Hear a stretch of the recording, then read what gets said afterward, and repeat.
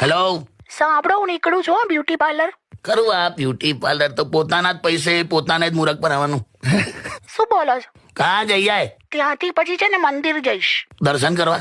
ના, ચંપલ જૂના થઈ ગયા છે ને તો ત્યાં બદલવા. કેમ આડા જવાબ આપે છે? તો મંદિર દર્શન કરવા જ જાય ને માણસ. એક તો ગરમી છે ને આવા સવાલો કરો છો. તે કીધું બ્યુટી પાર્લર જઈને મંદિર જઈશ, એટલે મેં પૂછ્યું એમ કે દર્શન કરવા જાય છે કે દર્શન આપવા? તમે જવા દો ને, એક તો ગરમી લાગે છે. હારું ભાઈ, જમી લીધું? કેમ, તમારે વાસણ ઉટકવા છે? પેલા કેમ આડા જવાબ આપે છે? ગરમી લાગે છે, આવા સવાલ કરો છો. ભૂલે આણે તો ગરમી ગરમી કરી. અંબાલાલે કહ્યું છે હવે ફરી વાવાઝોડું આવશે હમણાં આજકાલમાં. એટલે હવે પાછો વરસાદનો માહોલ, પાછો ગરમીનો માહોલ. હવે છે ને આ બંનેને હું ધ્યાનમાં રાખી હા, સીધા કેરીના જ ભજીયા ઉતારીશ. હોતું હશે.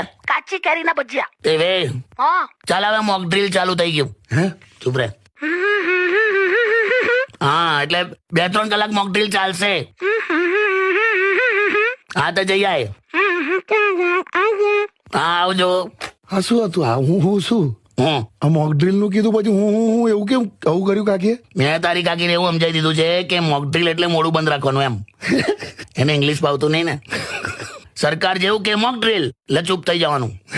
આવું સમજાયું? તારે દિવસમાં 2-3 મોક ડ્રીલ કરાવી દઉં એટલે કાકા તો મને કામ. હેલો ફ્રેન્ડ, મારા કોમેડી વિડીયો ફ્રેન્ડ તમને કેવા લાગે છે? પ્લીઝ સારા લાગતા હોય તો લાઈક, શેર અને કોમેન્ટ કરજો અને મારી ચેનલને સબસ્ક્રાઇબ કરજો.